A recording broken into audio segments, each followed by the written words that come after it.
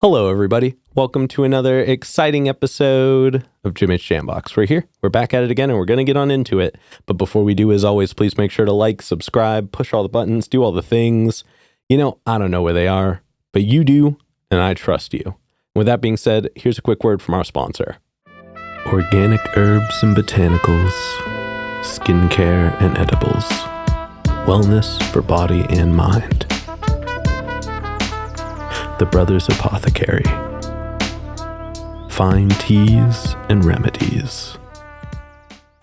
All right, thank you all so much for watching. Again, shout out The Brothers Apothecary. Make sure to click the link below and go check them out. Guarantee you're going to like it. Make sure to use code JAMBOX for 20% off and a free gift. With that being said, let's go ahead and get on into it. Here is today's guest. Hello, this is Miss Elle. Hello. Hello. Hi, thank you so much for joining us. Thank you for having me. Yeah. Why don't you tell us a little bit about, who you are, where you're from, what you do, give us that Tinder profile of your involvement with music. Yes, my name is Miss Elle, and I grew up in Portland, Oregon, and now I live in Brooklyn, New York. Oh, exciting. Yep, I'm a hip hop artist, and I feel like that can mean so many different things. And so, yeah, I love making art, and hip hop is just how I spread my message. Oh, that's awesome. And what got you started in music initially? Yes, I feel like I tried so many different art forms before, and I just didn't know where to put it. And so I remember it was December 2008. I was listening to a Mariah Carey song. Okay. On MTV, and it was the first time I heard music where I connected with it. And I hadn't felt anything like that. And I just wanted to play the song over and over and dissect it. And I was like, this is my hobby now. And so it was one of those moments where I want to learn how to make that. And even though I knew how to play piano, a little bit of drums, more self-taught and some lessons. Yeah. But it was the first time I was like, I want to learn how to make it. I want to study that because I think it's so beautiful. And so it took a long time to figure out how to make beautiful music. Yeah, I can imagine, especially when Mariah Carey is your benchmark. I know. I wanted to be an R&B singer at first, and I joined choir, and I had to beg my teachers to get into choir class. I didn't do anything really music-wise. And so from that point on, I was literally my own coach to say, because I always grew up as an athlete. Yeah. So I took that same kind of mentality of, if you want to be good at this, you have to get up and practice every day. And luckily, YouTube is just, a wealth of knowledge. So I will say YouTube taught me, even now, how to songwrite better and watching different songwriters and instruments and how to engineer. So it really started DIY until I kind of found what sound worked and started actually putting out music. Oh, exciting. I'm very curious to know, what was the Mariah Carey song? It was I Stay in Love. It wasn't even one of her big songs. No, but I mean, it's still Mariah Carey. I don't think she has many misses. You know what I mean? Yeah. And one of her albums in 2008, 2009. And I like the song now, but looking back, I don't know what drew me to it, but it was the start of opening 90s music and R&B and Boys to Men and just starting to study. And so and I'm glad I started. Boys to Men enough. Yeah. They are kind of an unsung hero in today's world. That and 98 Degrees. I don't think they get the credit that they deserve. Yeah, those boy bands. And I just think, especially those R&B groups, studying music for the first time, they're great to study because you hear so many different voices and how to work together to use your voice and songwriting. And so I'm glad I started with that rather than hip hop because I got more of a musical,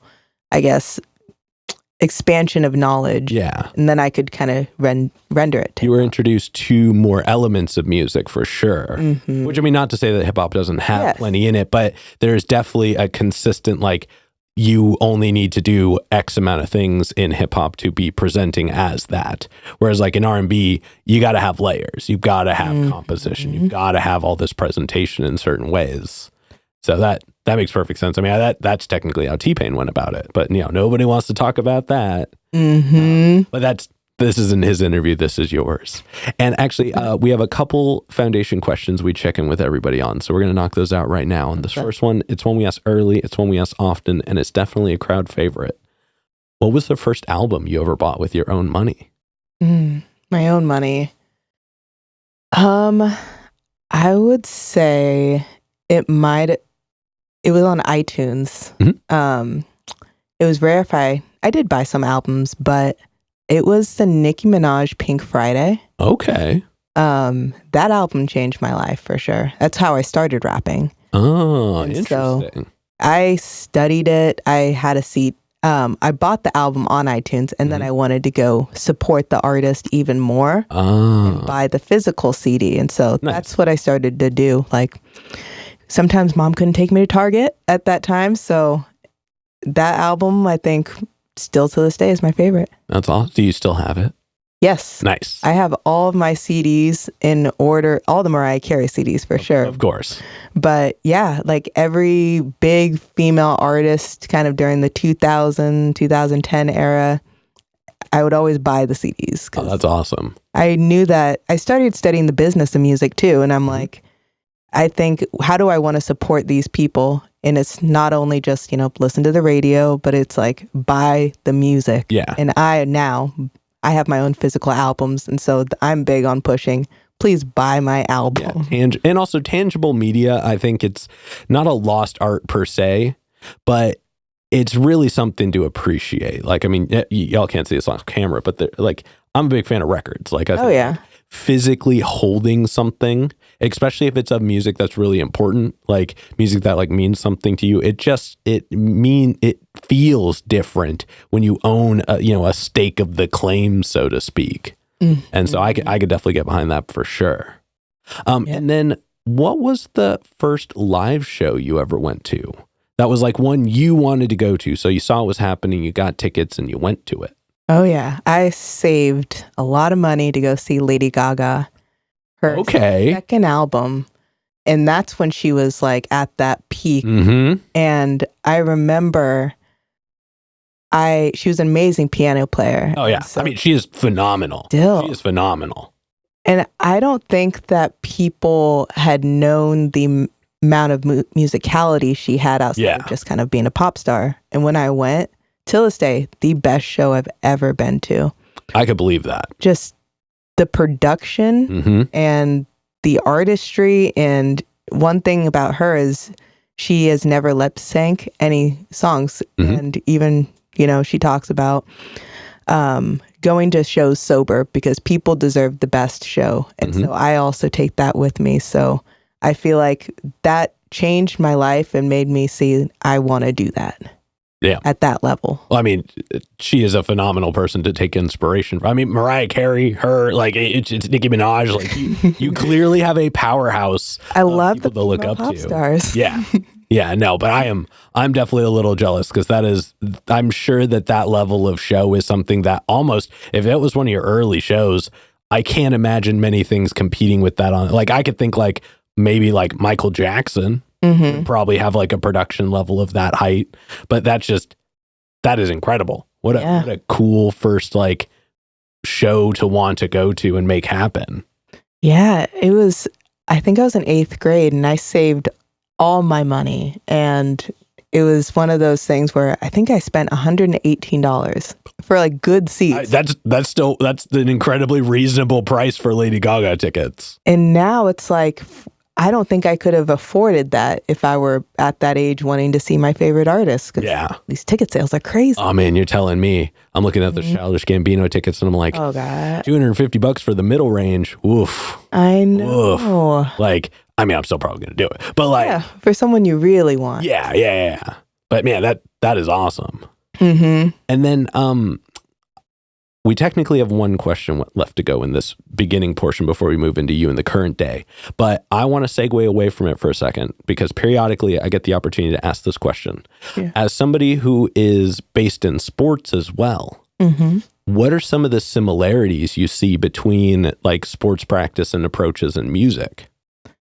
So I train like an athlete in everything I do. And when it comes to the consistency of I'm blocking out this amount of time every day to do this thing. And I think songwriting is a muscle that you can't always just be inspired, that you have to practice writing. And I think there were times when I had a mixtape and I was up until 4 a.m. because that was the cheapest studio times. And when my body was physically tired, it kind of, you kick into that adrenaline again. And you make sure that your brain power can stay in the studio for that long. And so I think it's a physical and spiritual, emotional moment when making music that I train very similarly in those senses. Interesting. I wonder if there are people, I guess I can ask you this question semi-directly because I don't know what sports you did or don't do, but I wonder if there are people who get the same experience from a runner's high that they do like in the booth after many, many hours. Oh yeah, I do. I'm a runner, so. Oh, well then you would be the person to answer that question. Yep. That's really cool. Thank you so much for sharing that. I never considered that before. Yeah, it's all, I don't know. I feel like everybody has their sport or their passion. And so it's like, sports was the reason I moved to New York too. I wanted to make music, but sports allowed me to get there. And so I equally said, I don't want to be one of those artists that, if I go to the studio, I don't want to drink a lot. I don't want to smoke a lot. And so it's like, I always make sure that I run before I go into a studio. So it gives me a high before I kind of walk in. And so keeps me healthy, so I'm mentally healthy to pursue music. Interesting. Yeah. There's an artist up in Seattle. His name is Oblate Reed. And he does this thing where when he travels to new cities, he puts together a run at the beginning of the day. I like just that. Invites people to go out with him. And I think it's cool for two reasons. One, it gets him out there because he is in the same boat. He did like cross country and things like that forever. But also it gives him a good opportunity to figure out what his audience looks like in different areas. I like that. Yeah. Next time I go to Seattle, I want to go on a run with him. He's very accessible. I would definitely recommend hitting him up. Shout out Oblate Reed one time. He's super cool dude. Super cool dude. But again, this is not his interview. This is yours. And like I said, I've got one last question in this beginning portion. But do you have, and I mean, you've already kind of talked on some of these, but do you have a defining moment where you decided to take, your music as it is now more seriously? Yes. And I want to thank my dad. So I had gotten injured in basketball. Oh, no. And I was in a wheelchair for about 6 months in high school. And I loved music, but I was very good at sports. So I never had the time. So I'm in a wheelchair. I'm on crutches. No sports. Yeah, you're not basketballing, that's for sure. No, but there was Portland Teen Idol. That it was that season, and I said I want to do this. Now I'll go on my crutches, and I got to figure out what song to sing. And my dad said, "Why don't you do Nicki Minaj, Moment for Life?" And so he's like, "You're the only black girl up there. You can rap and you can sing, and like I think it'd be different." And so I wasn't a rapper. So I crutched up there and I performed, and it was a moment where I found my thing. And I didn't make it to like the finals, but one of the judges came up to me and said, "Whatever that was, keep doing that." Oh, damn. And I looked at my dad and he was like, "I think you got something special." And so that's how I started rapping. That's awesome. Yeah. What an interesting moment to like figure out the like definition of what you wanted your sound to be too. Like that's very like in the moment. You know what I mean? That's very like you kind of figured it out on the field, so to speak. I was so afraid to sing in front of people. That was my biggest fear in life. And so rapping, because I loved public speaking. And so I felt like rapping was speaking. So I was never nervous, and it could warm me up before I sang. And so that's why I was like, oh, I have no nerves. That's really cool. That's why I chose it. That's so, wow. Thank you so much for sharing that. That's such an insightful concept. Mm-hmm. And I love that. think on my SoundCloud, I have wanted to be Mariah Carey, but rap is cool too. And I put that when I was 14, and I've never changed it. I love that. And so, yeah, just because I had a fear of singing, I switched. Huh. Well, I mean, you definitely, I feel like, moved in a good direction because you're very talented. Well, thank you. It all works out. Yeah. But now let's go ahead and get on into you in the present day. Cool. And we're going to get a super easy one out of the way. How'd you pick the name? Miss Elle. Oh, I've had so many names.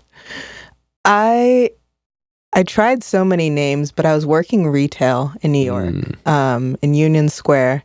And there was this, it was rough. Yeah. Your coworkers are really your people. Mm-hmm. And I had one coworker who I had a little crush on, and every day he would be like, "Good morning, Miss Elle." And I loved the way he said it. And he was also Dominican, so it had it had that flair to it. And so every day I'm like, that just hits. And so after that, because Elle was like, that name is taken by like Elle magazine. So Miss Elle, I thought it's still authentic to me. I've tried so many names, but at the end of the day, I can keep my name. I love that. I love it. And yeah, definitely when I was searching it, you're the only one that pops up. And that I think is super important, you know, if you're all into the SEO of things and stuff like that. But it's also very easy to remember. It's very easy to spell. It looks good in a written format. And you know, if it's your real name in it as well, then it checks all of the boxes. I'm a little curious to know though, what were some of the names that didn't make the cut? Well, it was like Elle, but capital E dot L dot. Oh, okay. I tried that. There was Elle in Vogue, because I wanted to do modeling and rapping, but then it just didn't flow. There was L's, and then it became Miss Elle. Okay, so you've always tried to have your name in the name. Yeah, my parents are just proud of my name and having it be different, and it's always been something that has made me stand out, and I want to stay true to that. Oh, yeah, I love that. Yeah. And now let's go ahead and let's talk about your writing process. And we're going to break it up into chunks, but we're going to start right at the beginning. So when you get inspired, you're ready to make music. What are some of the things you do to get a track started? Well, usually, okay, it could go so many ways. I would say it's humming. And within the first 15 seconds, I'll know if I like the song or not. If it's the beat, if I connect to it, and I would say like a melody comes out immediately. So it has to feel very natural. So I usually hum the song, and I have, my iPhone voice memo. So I'm going through it, and then I play it again. And then it's almost like I'm making 4 renditions of the same song. And then if I hit that melody, I need to figure out, is that a chorus melody? And so then I figure out that catchy thing I just made, where does that fit? And so once I guess, and then I just listen to it, I see which one sounds the best. And then a song can start at the first verse, the chorus, whatever, but I make sure that I'm not putting too many obstacles, and I'm having fun with it when I first start. Oh, yeah. So, yeah, whatever the beat tells me, that's what the song is going to be about. So I have to think, where am I listening to this? And so, am I in a car? Am I sad? Am I happy? Am I heartbroken? And then I have to associate it with a memory. Okay. And so I almost write the story before the rhymes. Gotcha. And listening to your music, I can hear all of what you're saying. Like, I mean, like that. Now, having listened to it, that all makes perfect sense. And it's cool because your music is very, very story driven. I feel like there's a lot of narrative in your sound. Definitely. And it definitely, it makes for a good connection. Like everything feels like, within its boundaries, as relatable as I can say it can be, it feels like it's relatable to the listener, or at least to your intended audience, whoever that may be. And so that makes a lot of sense. And I think that's a really cool way to approach it. Once you get a track finished, so once you've written it completely, how long does it usually take you to get comfortable performing it?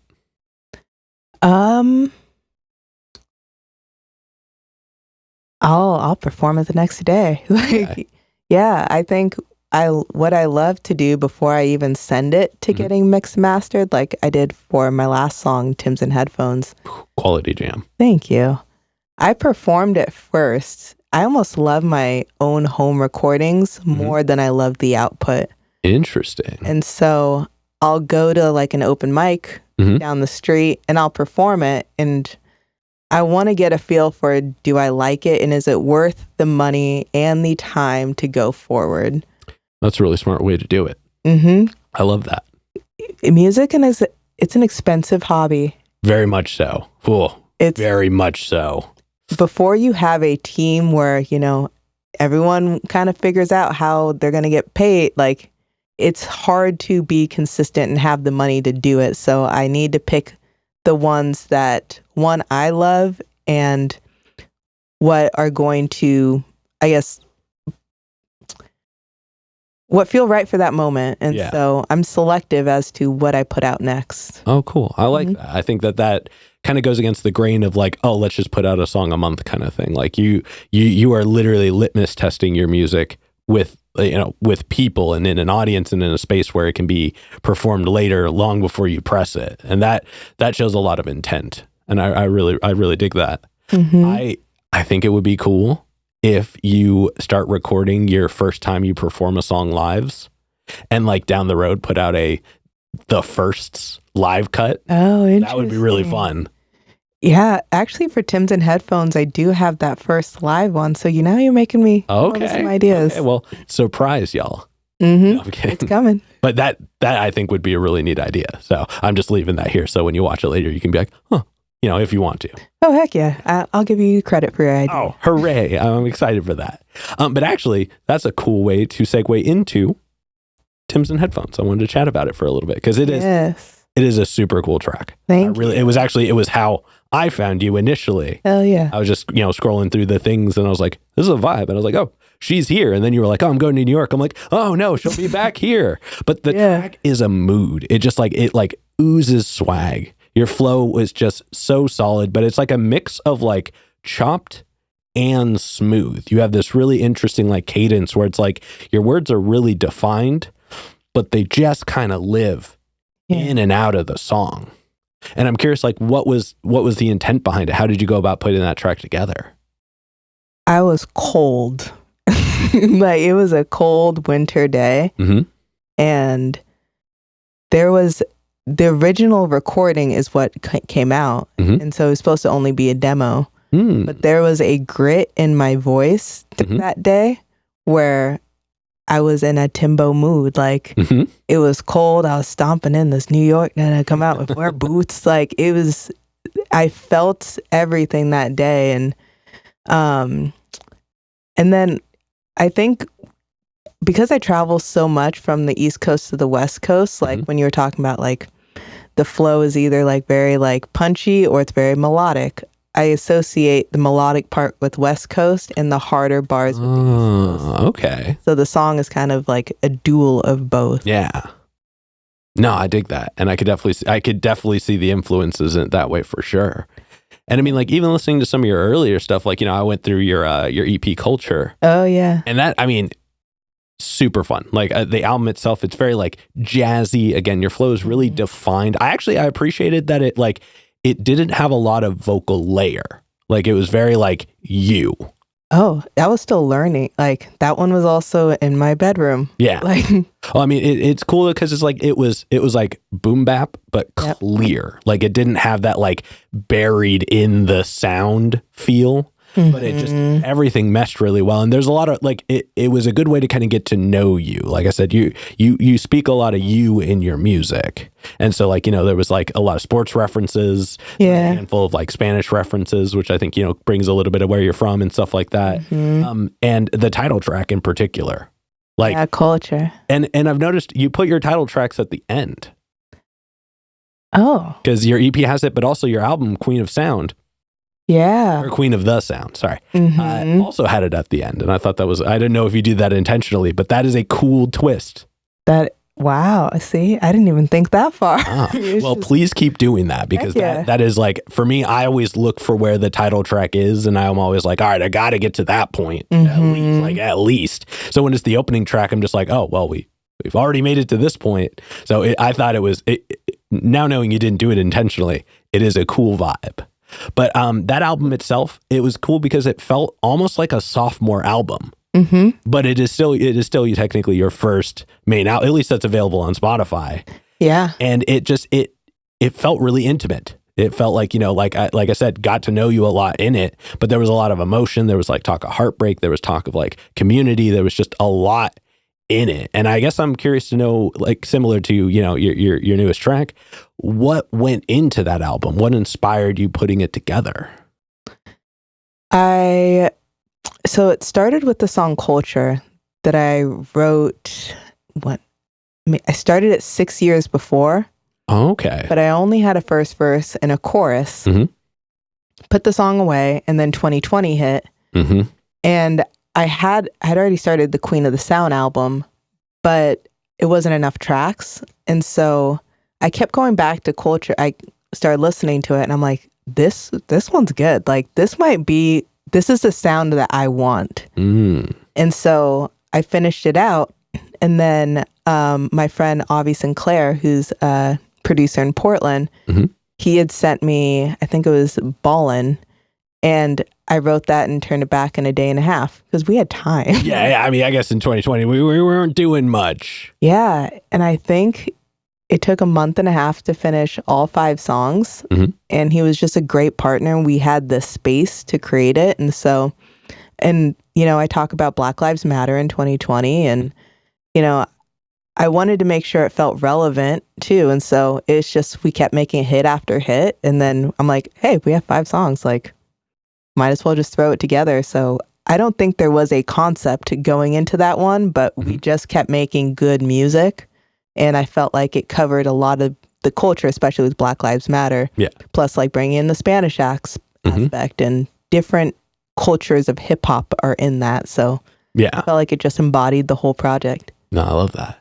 And I really liked your like consistent music references throughout all of your music seems to have. Oh yeah. Like there are just moments where I'm like, oh, yep. No, yep. Like there was like, I think there was a De La Soul reference. Yeah. There was definitely an MF Doom reference. There was just so many that I was like, Yep. Like there was one, obviously I'm not going to be able to do it off the top now, but there was definitely one verse where it was like almost every other word for like that whole phrase was just song name or like artist name. So I was like, hell yeah. And that I really appreciate that. Okay. But, I also do this bit where I pick out one track that I really enjoyed. Yeah. And for me, for your music, it was Buggin'. I love Buggin'. It was so swanky. Like it had that sound. Your verses had just this feel to them, this like steez almost. And again, I dug all of the artist references, and Ren the Band was a really powerful addition to that track. Like that, I think just really brought something extra. But I just thank you. Big fan. Big fan. There's definitely, I mean, all your music is very good, but that one I think was the one that like really stood out to me. I think that's in my top 3 too. Nice. And actually, I guess I'm curious to know now, what is your favorite track to perform? I'd say Culture's up there because I just love performing it, and West Coast and East Coast can relate. I would say Tim's and Headphones has been really fun because I do no ad libs on the track. I do straight track and voice. I bet that hits different live too. Yeah. Okay. Buggin' is really fun to perform when I'm in Portland, when I have Run the Band with me, because I think my voice sits well in it. It's fun. And I love having my friend Chrissy, she's in Run the Band. It's just such an authentic relationship, and we have like little dance steps with it too. Okay. And so, especially as a solo artist, a lot of your performing is by yourself sometimes. So when I can have other people with me, like, I'm not the most extroverted person, so I love having people there. So I'm like, oh great, the tension's not always on me. Like, let me share. Interesting. Yeah. I love that. I mean, those are all quality jams to have as your like top 3 for performing. So I can only imagine the rest of the show being really exciting to watch as well. But it's interesting that you said you're not a very extroverted person, but you like talking in front of people. Yeah. Talking's easy. When I was younger, my mom put me in speech class. Okay. And so I feel like my whole family, we are strong speakers, and my dad's a comedian. And so it has always been, he's always on stage, or, hey, if you got to go do a speech or you're running for class president, go up there. And so I think that was my first form of performing. Ah, gotcha. But that makes sense. Yeah. With music, you talk from your soul sometimes, and people are getting to know you. And so I think just talking in general, you don't have to share as much of your soul. Yeah, you're composing statements to be like eloquently put, to be perceived by an audience. Where I like that music is talking from your soul. That's cool. If you should tag that should be your phrase there somewhere. Yeah, you're coming up with great business ideas today. Hey, I mean, it's your episode. You're welcome to do with whatever you would like. But that really speaks to me. Thank you for that. Of course, thank you. Now, that being said, we've got one last question to go in this middle portion, and this is probably the densest question in the interview. But we've talked a lot about your experiences with music, the actions, the reactions, and things like that. But when it's just you and the music one-on-one, what does music give back to you?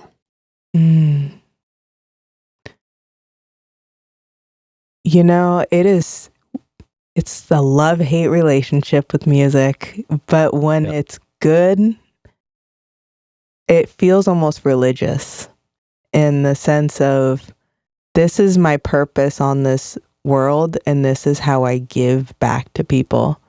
And so I've tried to quit like so many times in my life, but when I have those magic moments, that's where I'm like, this is what I'm best at doing. And when you have a skill, you need to share it. And I have to always remember to have fun with it. And it's not always supposed to be a product, but the more you do it, the more you have fun, then products come out of it. And so I think it's my gift, and I have a duty to do that. I love that. I love that. That's awesome. You feel very intentional with your music. Like it seems like you look at it as like something that must be done. And it feels like that, it definitely, with your comparison to sports and things like that, it's really cool that you can look at it as like an action, but an action with intent.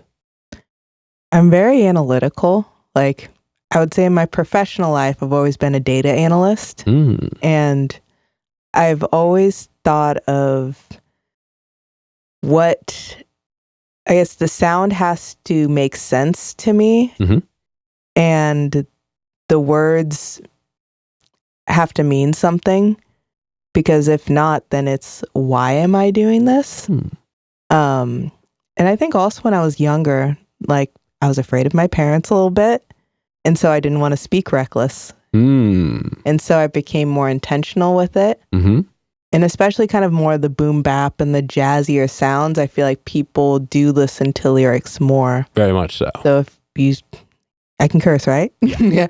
So if I say something like very fuckboy, it doesn't work on a jazzy, like buggin' track. So I realized the sound that I'm going towards, and I think of like Joey Badass, like, he was in Kendrick. Those two are who I really studied of how do you make it a bop, plus how do you be intentional with it. That's awesome. I really, really like that. Thank you so much for sharing that. Of course. Thank you. Right. But now we're going to go ahead and we're going to move on to some hypothetical questions. Ooh, fun. Yeah, and for these, sky's the limits. The questions are all made up, so the answers are allowed to be as well. But this first one's pretty straightforward. Yeah. If you could work with any one person, the only requirement is they have to be alive. Who would you want to work with, and how would you want to work with them? I would love to work with Pharrell. Okay. Yes. Pharrell or Anderson .Paak. Oh. You know, I just think they are hit makers. They're humble. And I feel like not only would the beat be good, but I think the lyrics would also be intentional as well. Yeah. And so it doesn't always have to be deep, but the lyrics for both of them are very strong. And I think I would prefer to do like a jam session. I personally really hate big studios. That's fair. Feel very uncomfortable. So if somebody had like an awesome like home studio that you could sit around and pass the mic and in that atmosphere, for me, the best comes out when I'm comfortable as well. Okay. Honestly, I would love to see what a room with those two would be like. Like, funky. Man, that I've never put that together, but they would make crazy music. So for the sake of your answer, we're going to say that you picked both of them. We're going to let you pick two because you in a room with those two would be incredible. That would be such a fun song to come out of it. I know. I just want to learn from them. Yeah. Also, Anderson .Paak is such an interesting guy. This is going so far out of the realm of the general format of the show, but there is a podcast called the Ron Burgundy Podcast. I've heard of it. Yeah, and for one of the last episodes, they were doing live stuff because it was like kind of in the weird COVID-y time, and he was a guest on the show, and he might be one of the best guests on that show because he just leaned into it. He had his drum set there. It was a whole vibe, and he is just as a person, like you can really see a lot of him in his music. Yeah. I would say his Tiny Desk performance. Oh, so good.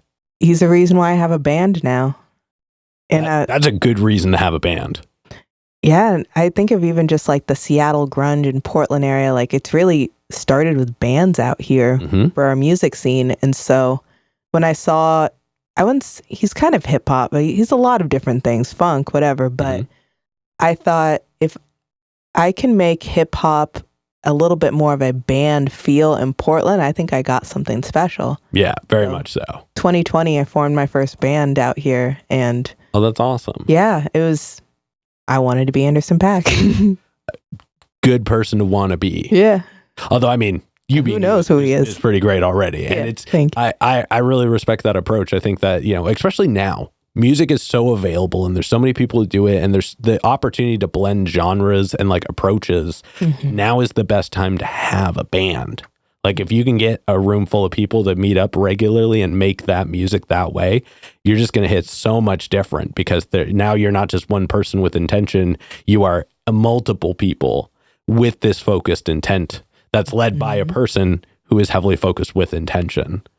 Yeah. And I would say like nowadays, I do listen to hip hop, but I'd probably say not a ton, but that is how my music comes out. And so because I'm personally hit or miss sometimes with hip hop, I want to create music that is a little bit of a mixture. And so like that's why I've definitely put more Latin music into my rhymes, and I wanted to have more acoustic guitar with me as I do like some of my music. So I do want non-hip hop listeners to also just fall in love with the music, period. Yeah.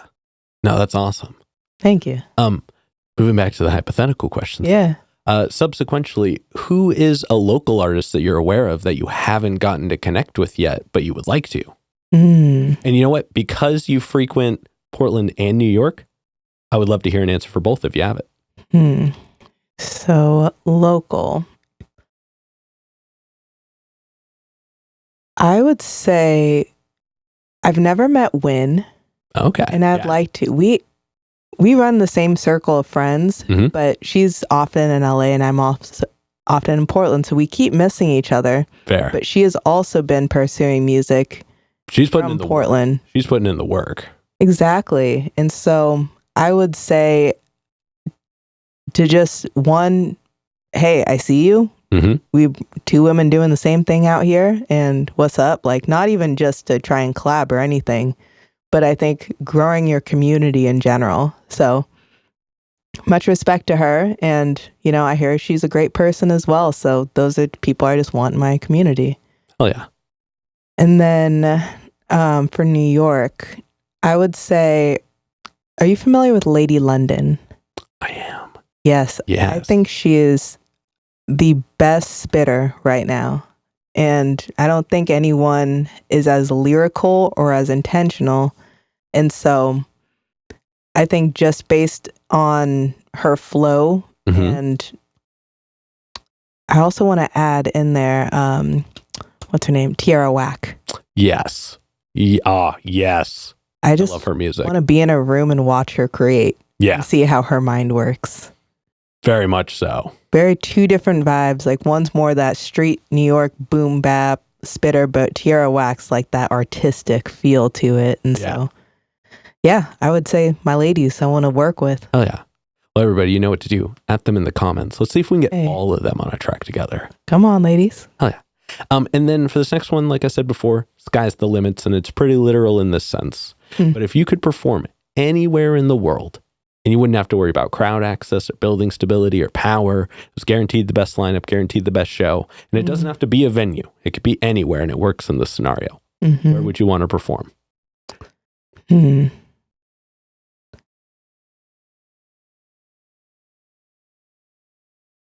So many places. I would say first I'd want to go back to my high school. Interesting. Yeah. Interesting. I had a choir teacher who I begged to teach me after class. And she's very hesitant, and I don't think I ever got the respect. But I will say, not to be a hater towards her, but I think that where I started, my first stage was my high school.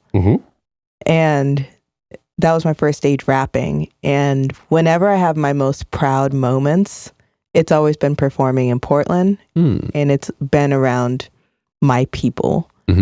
And so I think those moments where I'm grounded and it feels like home, those are the spaces I'm most comfortable in. So Jesuit High School in Beaverton, Oregon. Okay. Hell yeah. Well, we're going to have to make that happen at some point too. Yeah. It's been a while, but. That's a cool answer. I don't think I've ever gotten an answer quite like that. Yeah. I mean, of course there are bigger stages too, but if I were to think, where would I be most proud to say, hey, this is how far I've come? That would be my place. Oh, yeah.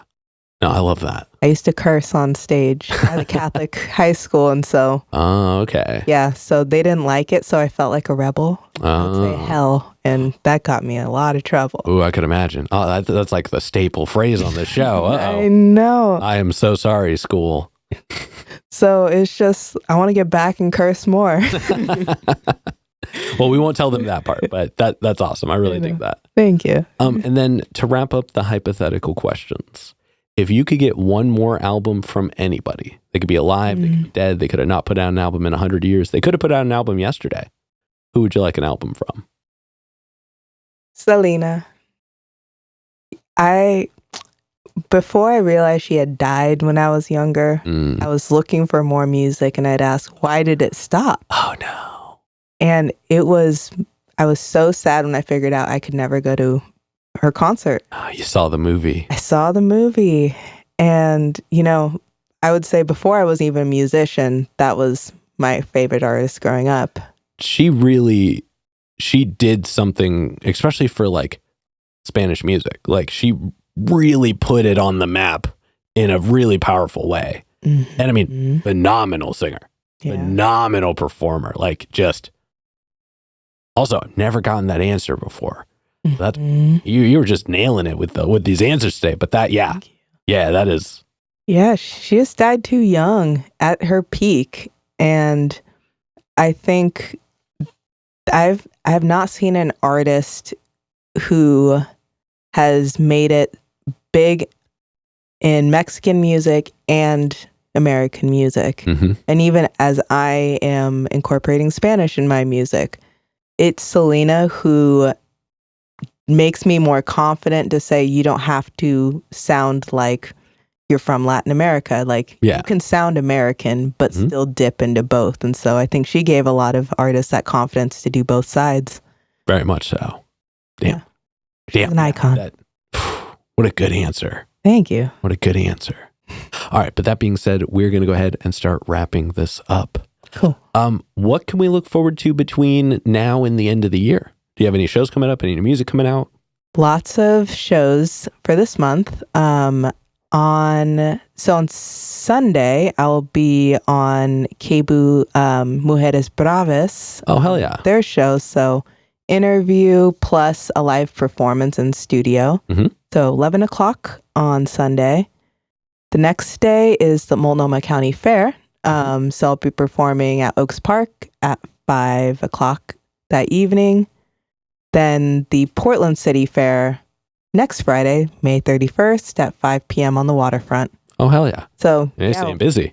Whenever I'm home, I just book everything and it's so much easier that way. So yeah.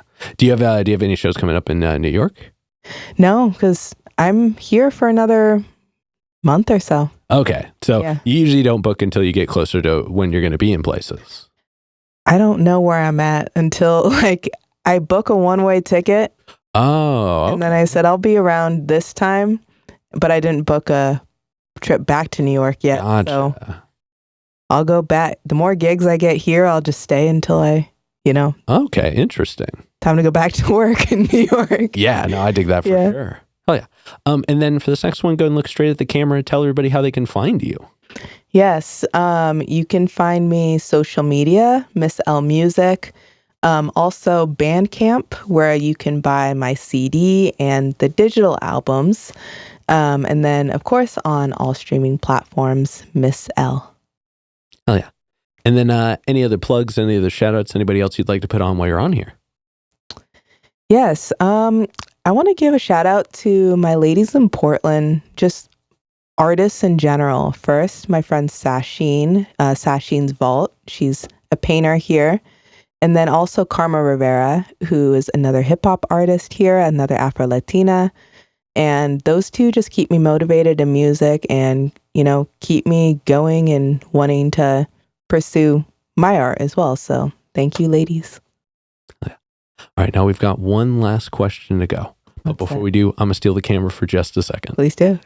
As always, y'all, please make sure to like, subscribe, push all the buttons, do all the things. I don't know where they are, but you do. And I trust you. And one more shout out to the Brothers Apothecary. Make sure to click the link below and go check them out.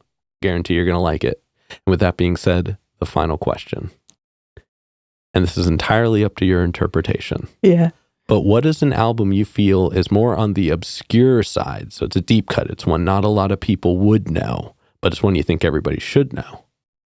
I know everyone knows this one, but Forest Hills Drive will always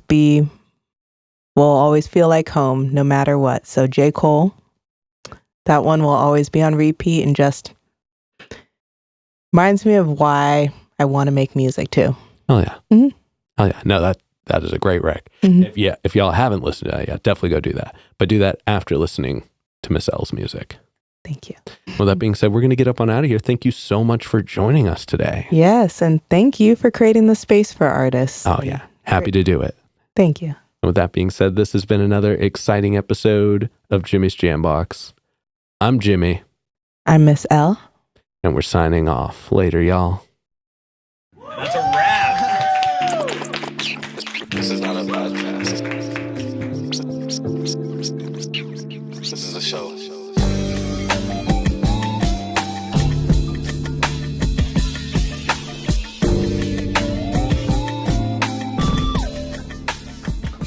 Keep jamming.